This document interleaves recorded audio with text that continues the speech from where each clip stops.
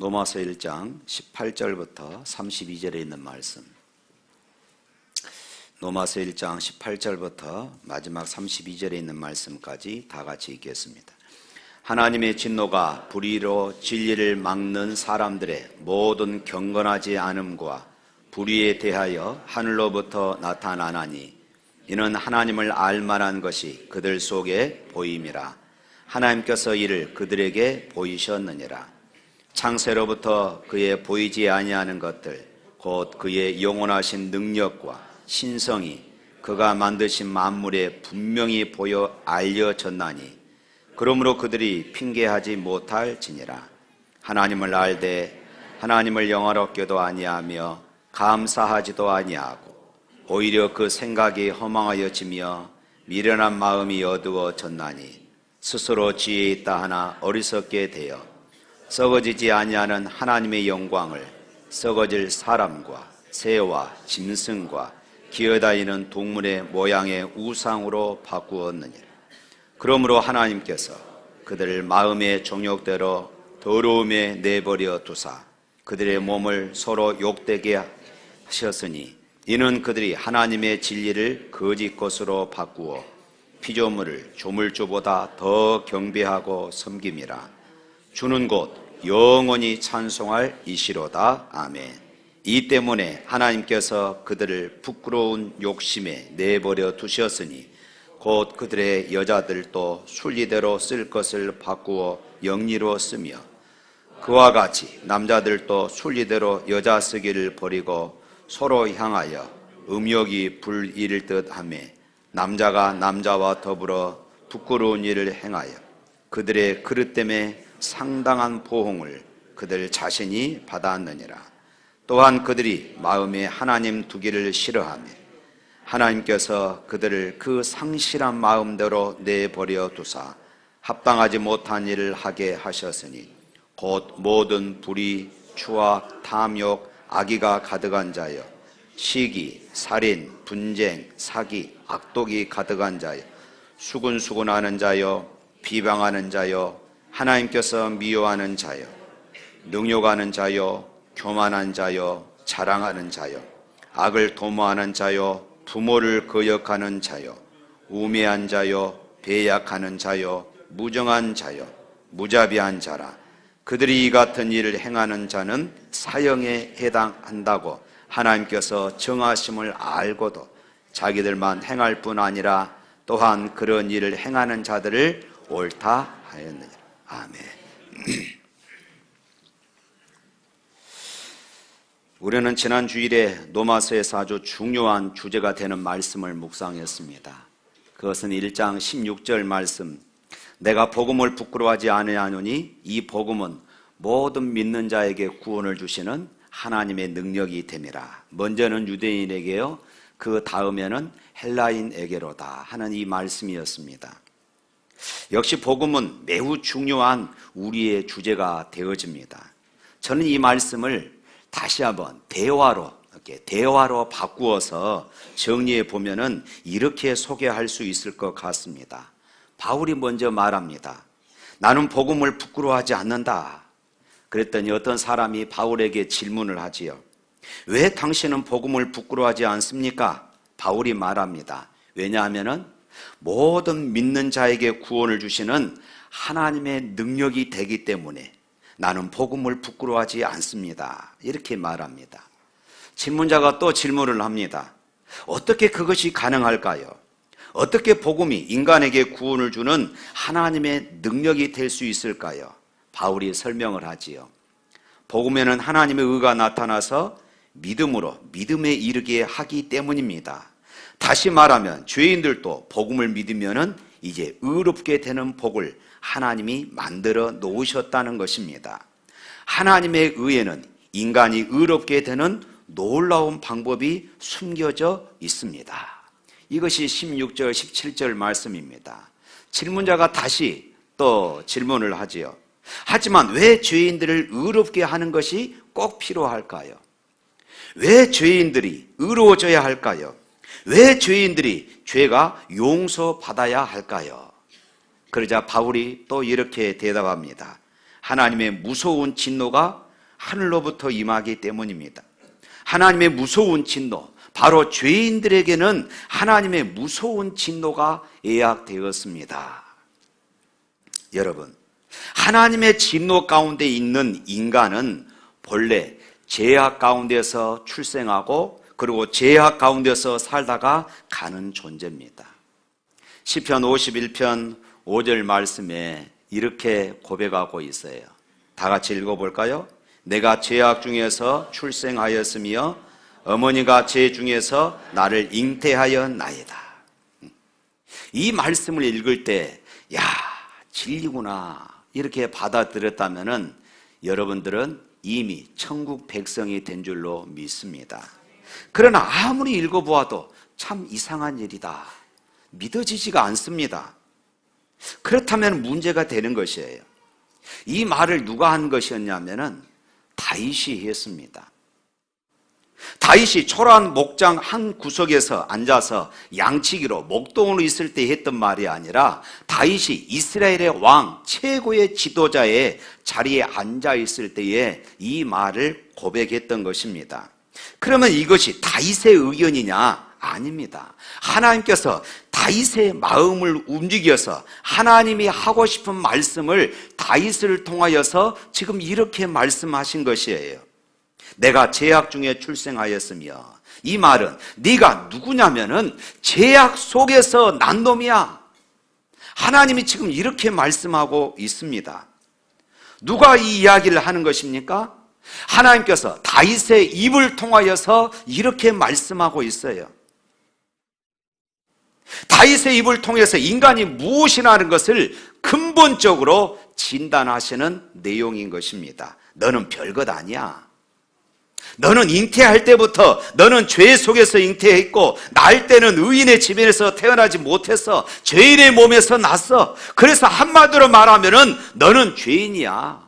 근본적으로 너는 절대 죄인이야. 그 말입니다. 이 말씀에 얼마나 많은 사람들이 반발을 합니까? 교회에 나왔다가 죄인이라는 소리만 들어도 얼굴이 파래서 가는 사람들이 있습니다. 어떤 사람은 노골적으로 목사에게 말합니다. 목사님, 주일 한번 예배 드리는데 좀 위로받고 좀 소망이 있고 또 치유받고 회복받는 말씀 좀 해주세요. 왜 자꾸 죄인이라고 말하고 회개하라고 말합니까? 이렇게 말하신 분들도 있습니다. 교회 오면은 하나님은 사랑이시라 이렇게 말씀을 하시면 얼마나 좋습니까?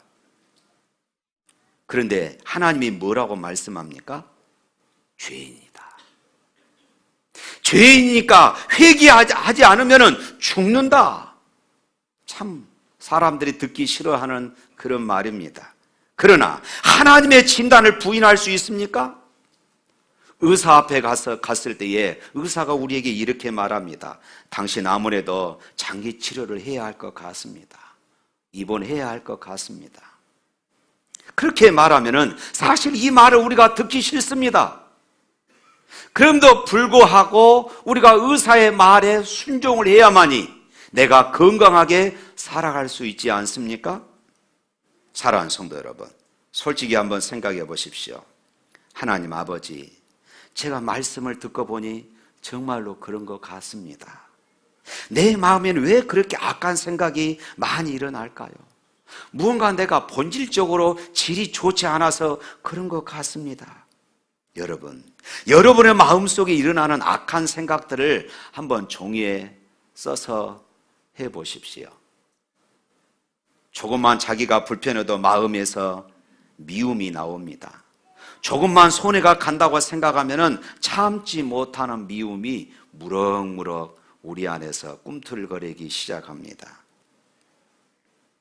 자기를 낳은 부모를 미워하는 것도 시간 문제이고, 그렇게 몸을 섞어가면서 일생을 살겠노라고 다짐하고 약속한 부부도 자기 마음에 맞지 않으면 온수가 되는 것이 바로 이 세상사 아니겠습니까?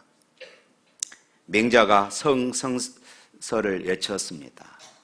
무슨 말일까요?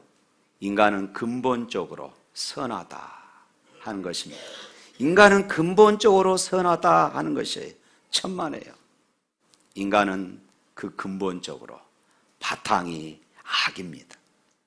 바탕이 나쁩니다. 절대 악합니다. 요즘 미투 운동으로 정치, 경제, 문화, 종교에까지 온 나라를 휩쓸고 있습니다. 이 나라가 얼마나 성적으로 문란해졌는가를 이번 미투 운동을 통하여서 적나라하게 봅니다. 뉴스를 틀면은 대부분이 그것을 차지할 정도입니다.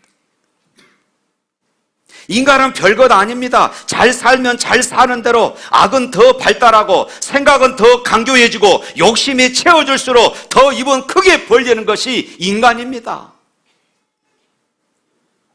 하나님이 너는 죄악 중에 태어났어. 내 엄마가 너를 잉태할 때도 죄 속에서 잉태했어. 그러므로 너는 절대 죄인이야 할 때에 우리는 하나님 정말로 그렇습니다.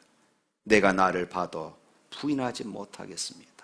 이것이 오늘 저와 여러분의 고백이 되어야 할 줄로 믿습니다. 이렇게 본질이 악하니까 나타나는 증세가 있습니다. 그 증세를 오늘 본문에서는 두 가지로 말하지요. 18절 한번 읽어볼까요? 18절.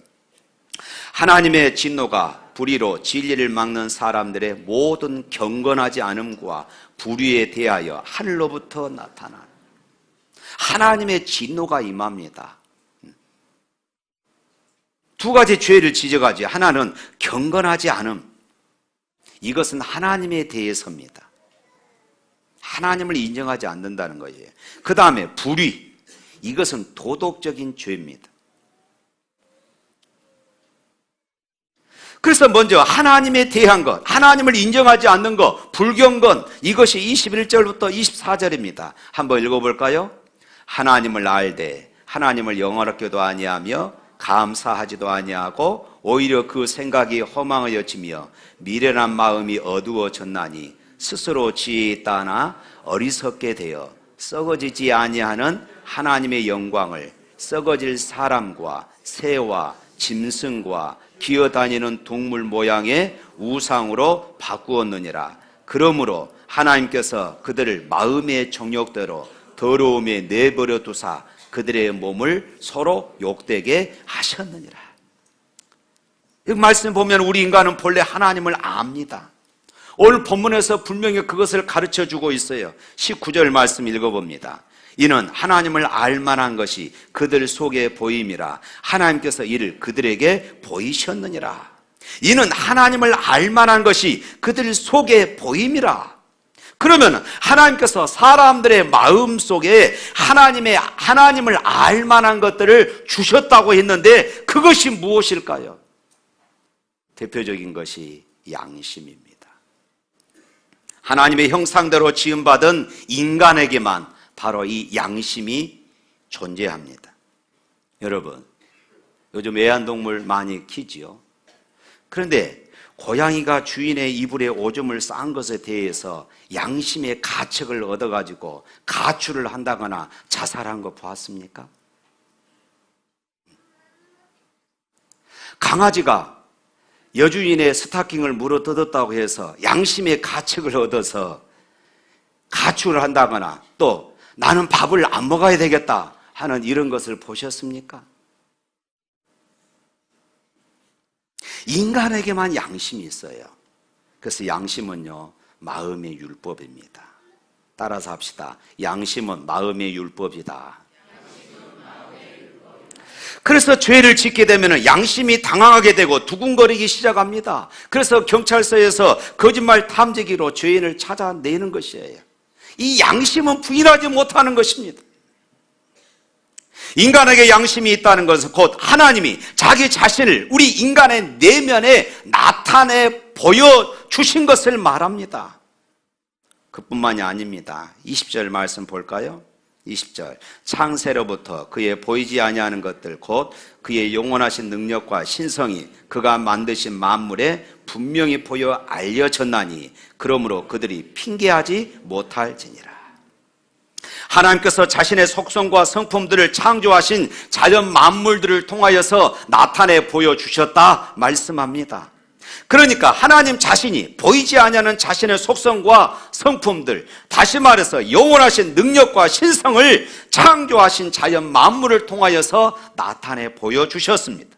그래서 분명히 보여 알게 되나니 그러므로 저희가 핑계치 못할지니라. 자연 세계를 보면서 하나님을 부인할 수가 없다. 하나님이 이렇게 말씀하지요. 사람들이 절간에 가는 이유가 무엇일까요? 신이 있다고 믿기 때문입니다. 본능적으로 하나님이 계시는 것 같습니다. 그래서 알아요. 하나님을 아는 것이 있어요. 이것은 부인하지 못합니다. 그런데 하나님이 마음속에 하나님이 계시다는 것을 조금 알기는 알지만은 그렇게 알면서도 그 다음에 뭡니까? 오늘 본문에 보니까 하나님께 영원롭게도 하지 않고 감사하지도 않는다 했습니다. 하나님을 영원롭게 한다는 것은 무엇을 의미합니까? 하나님께 마땅한 영광을 돌린다는 것입니다. 하나님을 하나님으로 인정해 드린다는 것이에요. 그러면 하나님을 하나님으로 인정해 드리는 것이 무엇일까요? 그것은 감사하는 것입니다. 그런데 기껏해야 자기가 답답하니까 하나님 뭐 해주세요? 하나님 뭐 해주세요? 하나님 아시지 않습니까? 하나님 뭐 해주세요? 하나님 사랑합니다. 하나님 감사합니다는 사라지고 기껏해야 하나님 무엇 해주세요? 하나님을 하나님으로 대우해 드린 사람이 없습니다. 이것이 인간이에요. 왜 그렇습니까? 바탕이 죄이니까 그렇습니다. 감사치도 영원롭게도 아니하고 오히려 어떻게 합니까? 그 생각이 허망해져서 마음이 미련하게 어두워졌습니다. 그리고 재밌는 것은 자칭 자기는 어떻다고 생각합니까? 지혜 있다고 생각해요. 인간이 본래 죄인이기 때문에 하나님을 조금 찾다가 자기가 지혜 있는 척 하나님을 찾다가 하나님을 찾기는 찾는데 하나님의 존재를 격화시켜 버렸습니다. 하나님을 끌어내려서 돌멩이를 가지고 자기가 원하는 어떤 형상을 만들어 가지고 이것이 하나님이다. 어떤 사람은 돼지 머리를 앉혀놓고 콧구멍에다가 5만 원짜리, 귓구멍에다가 5만 원짜리를 끼워놓고 그 앞에서 절을 합니다. 이것을 하나님을 그렇게 만들어 버린 것입니다. 그러니 하나님을 우습게 여기고 하나님을 격화시켜 버렸습니다. 이것이 바로 우상이에요. 사람들이 왜 우상을 찾습니까? 하나님을 인정하는 것이에요. 그런데 자기가 지혜 있는 척 하나님을 찾기에는 찾는데 참 하나님을 찾지 못하고 그렇게 우상을 만들더라는 것입니다. 절간에 가서 부처에게 왜 절을 합니까? 거기 가서 절을 하면 복을 받겠다는 마음은 도대체 무슨 마음일까요? 한번 생각해 보십시오. 도대체 이해가 가지 않습니다. 그래서 하나님을 하나님으로 대우하기를 싫어합니다. 그래서 하나님을 마음대로 만들어 놓고 섬기는 것입니다. 이것이 인간이 악한 데서 나오는 증상입니다. 그뿐만이 아닙니다. 도덕적으로 타락했어요. 불이 도덕적으로 타락했다는 것입니다. 28절부터 31절에 있는 말씀 읽어보십시다. 28절부터 31절 시작. 또한 그들이 마음에 하나님 두기를 싫어하며 하나님께서 그들을 그 상실한 마음대로 내버려 두사 합당하지 못한 일을 하게 하셨으니 곧 모든 불의, 추악, 탐욕, 악의가 가득한 자요 시기, 살인, 분쟁, 악독이 가득한 자요 수군수군하는 자요 비방하는 자요 하나님께서 미워하시는 자요 능욕하는 자요 교만하는 자요 자랑하는 자요 악을 도모하는 자요 부모를 거역하는 자요 우매한 자요 배약하는 자요 무정한 자요 무자비한 자라. 사람들이 하나님 두기를 싫어합니다. 그래서 하나님께서 사람들을 그 상실한 마음대로 내버려 두셨습니다. 여기서 내버려 두셨다. 이 말씀을 24절, 26절, 28절 세 번이나 반복해서 말합니다. 24절에 그러죠. 그러므로 하나님께서 저희를 마음의 정욕대로 더러움에 내버려 두사 26절에도 이를 인하여 하나님께서 저희를 부끄러운 욕심에 내버려 두셨으니, 28절에도 또한 저희가 마음에 하나님 두기를 싫어하며 하나님께서 저희를 그 상실한 마음대로 내버려 두사. 이 내버려 두었다, 이 말은 신학적으로 유기입니다. 유기.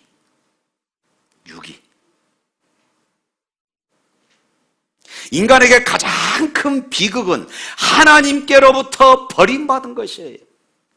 버림받는 것은 무엇을 의미합니까? 그냥 방치해 두는 것입니다. 하나님이 간섭하지 않겠다는 것입니다. 개입하지 않겠다는 것입니다. 인간들이 자기 마음대로 살도록 내버려 두신다는 말씀이에요. 마음의 정욕대로, 부끄러운 욕심대로, 그 상실한 마음대로, 타락한 정욕대로 살라고 내버려 두는 것을 말합니다. 자녀가 부모에게 버림받는 것이 가장 큰 불행인 것처럼 오늘 살아 역사하시는 하나님께로부터 버림받는 것은 가장 큰 저주입니다. 사랑하는 성도 여러분, 오늘 우리에게 하나님의 간섭이 있다는 것을 감사할 수 있기를 축원합니다. 징계가 있다는 사실을 인하여 감사해 보셨습니까? 징계가 있다는 사실에 대해서 감사해 보셨어요? 징계가 없으면 사생자다. 성경 볼까요? 히브리서 12장 8절 말씀입니다. 시작. 징계는 다 받는 것이거늘 너희에게 없으면 사생자요 친아들이 아니니. 오늘 나에게 하나님의 징계가 있고 간섭이 있다면 그것은 내가 바로 하나님의 자녀라는 확실한 가장 큰 증거인 줄로 믿습니다. 오늘 여러분에게 하나님의 징계가 있고 하나님의 간섭이 있다면 곧 하나님께서 여러분들을 포기하지 않고 있음을 믿으시기를 축원합니다. 육신의 부모도 자녀를 사랑하기 때문에 징계를 합니다. 저도 새 자녀들을 키우면서 말을 듣지 않으면 징계를 해요. 때로는 어렸을 때는 해초리를 들었지요. 조금 크면서는 해초리 갖고 안 되니까 핸드폰 일주일 정지를 시킵니다. 용돈을 안 줍니다. 애출을 금지시킵니다. 그랬더니 이제 다 컸다고 용돈도 자기가 벌고 직장도 다니고 핸드폰 요금도 자기가 내니까 어떻게 징계할 방법이 없어요.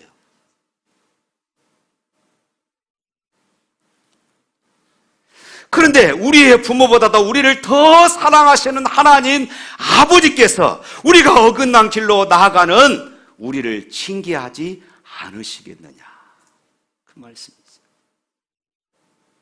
지난 한 해 동안 불순종을 인하여 하나님의 징계를 받으신 적이 있습니까? 물질에 대한 탐욕 때문에 온전한 11조를 드리지 못함으로 하나님께로부터 징계를 받으신 적이 있습니까? 마땅히 행할 바를 아이에게 가르치지 아니므로 징계를 받으신 적이 있습니까? 하나님께 묻지 않고 기도하지 않고 하루를 시작하고 사업을 시작하다가 하나님께로부터 징계를 받으신 적이 있습니까? 있다면 감사하십시오. 왜냐하면 내가 하나님의 자녀라는 증거이고 하나님이 내 인생에 간섭하고 계시는 증거입니다. 할렐루야. 이처럼 하나님의 사람은 하나님을 알고 하나님께 영광에 돌릴 수 있음을 인하여서 감사하는 사람입니다. 그리고 하나님께로부터 징계를 받고 하나님의 간섭 속에 살아가고 있음을 인하여 감사하는 사람임을 믿습니다. 그런데 하나님께서 아까 유기, 너 하고 싶은 대로 마음대로 해라 내버려 뒀습니다. 그랬더니 하는 짓이 무엇입니까? 모든 불의, 추악, 탐욕, 시기, 살인, 분쟁, 사기, 악독이 조금 있는 것이 아니라 악독이 가득하고 또 뭡니까? 수군수군 잘합니다. 남 비방 잘합니다. 나중에는 그것이 더 발전해가지고 뭐합니까? 하나님을 미워하는 사람이 되고 탐욕하고 그러면서도 제 잘난 맛으로 교만하고 그것도 모자라 제 자랑하고 악을 도모하고 부모를 거역하고 우매하고 마음 바꾸는 배역한 자요, 무정한 자요, 무자비한 자라. 전부 몇 가지일까요? 제가 세보니까 21가지더라고요. 이것이 전부일까요? 아닙니다. 중요한 것들만 뽑아놨어요. 여러분들 볼펜을 가지고 나와 해당되지 않는 거 동그라미 한번 쳐보세요. 과연 몇 개나 될까요? 성경 앞에, 아니 하나님 앞에서 나와서 성경을 펼쳐놓고 보아야만이 내가 누군가, 나라는 사람이 도대체 누구인가를 정확하게 알 수 있습니다. 저는요, 이 설교 준비하면서 울었습니다. 이 자리에 올라오기 전에 예배당 막 들어와서 앉아서 오늘 설교를 놓고 기도하면서도 눈물이 나더라고요. 왜냐하면 너무 부끄러우니까. 이것이 내 본질이니까.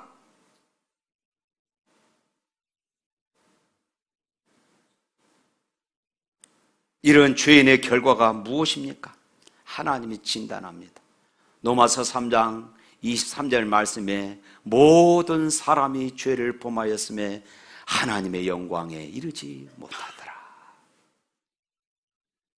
이 세상에서 물질적으로 잘 살고 건강하면은 100세까지도 살 것입니다. 그러나 한 가지 근본적으로 악한 나 자신의 문제를 해결하지 못하면 하나님 앞에 가지 못해요.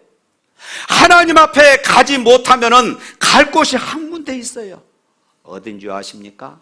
히브리서 9장 27절 말씀 다 같이 있습니다. 한 번 죽은 것은 사람에게 정해진 것이요 그 후에는 심판이 있으니 심판의 자리에 갑니다. 그곳을 성경은 지옥이라고 그럽니다. 영원한 죽음이 기다리고 있어요. 그러면 어떻게 살아야 할까요? 여러분 어떻게 했으면 좋겠습니까? 죄의 문제를 해결해야 되겠지요. 어떻게 죄의 문제를 해결합니까? 히브리서 9장 22절 말씀에 또 이렇게 말합니다. 율법을 따라 거의 모든 물건이 피로서 정결하게 되나니 다 같이 피 흘림이 없은즉 사함이 없느니라. 이 말씀은 피를 흘리지 아니하면 내 근본적인 모든 죄가 용서받을 수 없다, 이 말씀입니다.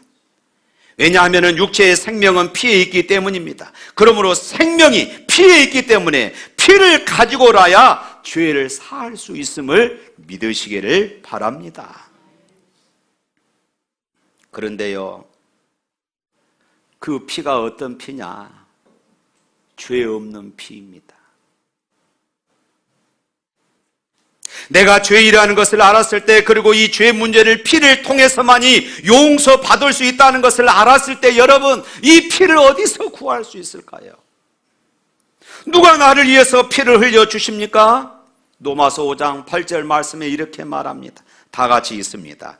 우리가 아직 죄인 되었을 때에 그리스도께서 우리를 위하여 죽으심으로 하나님께서 우리에게 대한 자기의 사랑을 확증하셨네. 하나님의 아들 예수 그리스도가 십자가에서 나를 위해서 피를 다 쏟으시고 죽으셨습니다. 누구를 위해서요? 절대 죄인인 나를 위해서 죽으심으로 하나님께서 나에 대한 자기의 사랑을 확증하셨다. 할렐루야. 하나님이 나를 얼마나 사랑하셨습니까? 아들을 십자가에 버리기까지 나를 사랑하셨어요. 그러므로 나를 심판받는 자리에 보내지 않기 위하여, 나를 하나님 앞으로 돌아오도록 하기 위하여 죄 씻는 의인의 피가 필요한 나를 위하여서 자기 아들을 피 흘리는 자리에 내 대신 내어주시고 나를 살려주신 것입니다. 할렐루야. 그러니 어찌 우리가 감사하지 않을 수 있고 어찌 우리가 찬양하지 않을 수 있겠습니까? 보배로운 피를 흘려 영영 죽을 죄에서